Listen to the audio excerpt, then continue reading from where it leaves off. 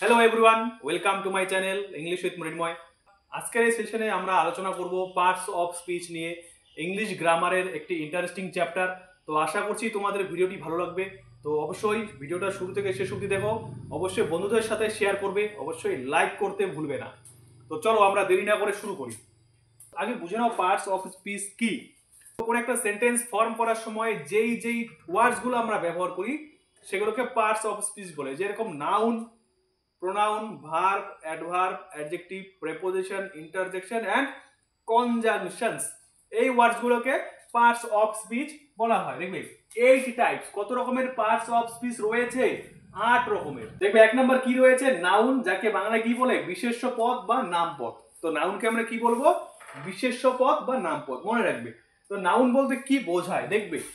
তো নাউন বলতে কি কি বোঝায়? ধরো কোনো ব্যক্তি, বস্তু, স্থান, কাল, নদী, নালা, খাল, বিল, কোনো জিনিস যদি এরকম কোনো নাম বোঝায় তবে সেই ওয়ার্ডটাকে আমরা নাউন বলবো বা বিশেষ্য পদ বলবো। 2 নাম্বার কি আছে? প্রোনাউন, যাকে কি বলে? সর্বনাম পদ। মানে কোনো নামের পরিবর্তে আমরা যে ওয়ার্ডস গুলো বসাই সেই ওয়ার্ডস গুলোকে প্রোনাউন বলে। দেখবে ডেফিনিশন কি আছে?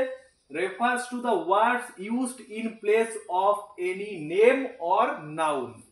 থার্ড নাম্বার ইজ ভার্ব, যাকে আমরা ক্রিয়াপদ বলি। ক্রিয়াপদের ডেফিনিশন দেখবে কি?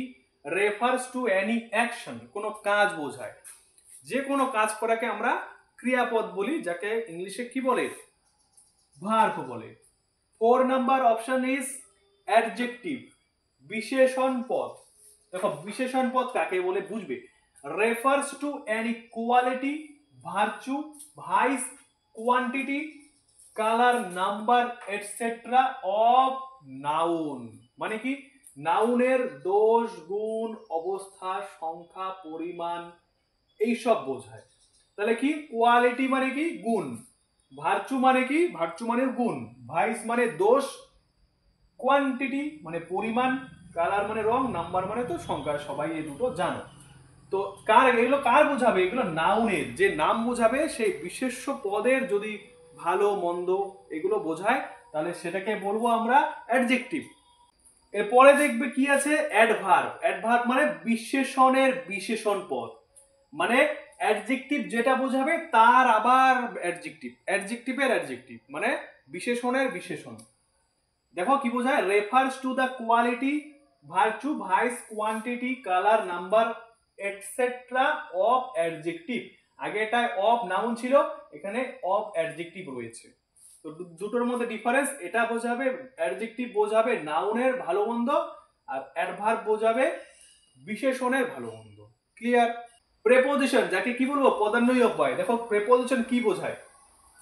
refers to the words placed before a noun or a pronoun to indicate direction, place and time. Preposition আমরা কখন ব্যবহার করি? যখন কোনো নাউন অথবা প্রোনাউনের আগে যে ওয়ার্ডস গুলো বসবে সেগুলোকে প্রেপোজিশন বলে। সেগুলো কি করবে? কোনো দিক, জায়গা, সময়কে বোঝাবে, ইন্ডিকেট করবে, নির্দেশ করবে। কনজাংশন, কনজাংশন মানে কি? সংযোজক অব্যয়। কনজাংশন মানে কি? সংযোজক। refers to the joining words such as and, or, but, etc etc. তো দেখো যেই ওয়ার্ডস গুলো কোনো সেন্টেন্সকে জয়েন করবে, কোনো সেন্টেন্সের মধ্যে যদি দেখতে পাও and, or, but এই ওয়ার্ডস গুলো দেখতে পাও তবে সেগুলোকে আমরা কনজাংশনস বলবো। এই ওয়ার্ডস গুলো কোনো সেন্টেন্সের ফরমেশনে হেল্প করে। ইন্টারজেকশন মানে কি? ভাবসূচক বা আবেগসূচক অব্যয়। দেখবে কাকে বলে? Refers to emotion, feeling, sadness, happiness, ETC etcetera. Interjection বলতে যে ওয়ার্ডস গুলো কোনো অনুভূতি, আবেগ, দুঃখ, কষ্ট এসব বোঝাবে সেই ওয়ার্ডস গুলোকে আমরা ইন্টারজেকশন বলবো। তো আশা করছি তোমরা বুঝে গেছো। নেক্সট ভিডিওতে আমরা সেন্টেন্সের মাধ্যমে এই 8 রকমের পার্টস অফ স্পিচ বুঝে নেব। নেক্সট ভিডিওতে আমরা কতগুলো সেন্টেন্স নিয়ে চলে আসবো, যেখানে তোমাদের আইডেন্টিফাই করতে হবে যে সেন্টেন্সের কোন পার্টটা কোন পার্টস অফ স্পিচের মধ্যে পড়ছে। I hope this video has touched you. So stay tuned to my channel and thanks for watching the video.